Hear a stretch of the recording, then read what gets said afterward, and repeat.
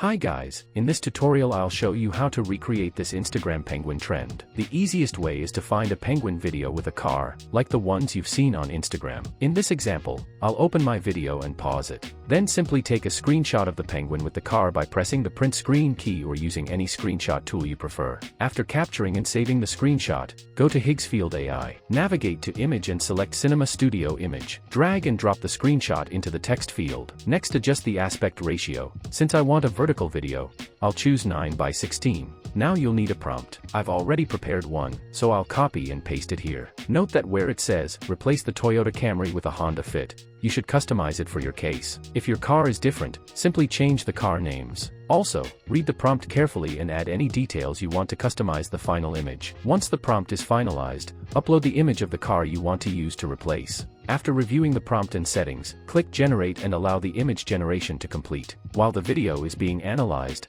I want to mention 16:am film shake presets, created for speed ramp edits, cinematic edits, and more. Just drag and drop the presets, no plugins or extra installation required. Works seamlessly with Adobe After Effects on both Windows and Mac. The image is now generated, although there is a slight issue. The Honda I uploaded was the Japanese version, but Higgsfield converted it into the American version, known as the Honda Jazz. While this can be corrected by regenerating the image, I'll skip that step and proceed by downloading it. Next, switch to the video section. Click Start Frame and upload the generated image.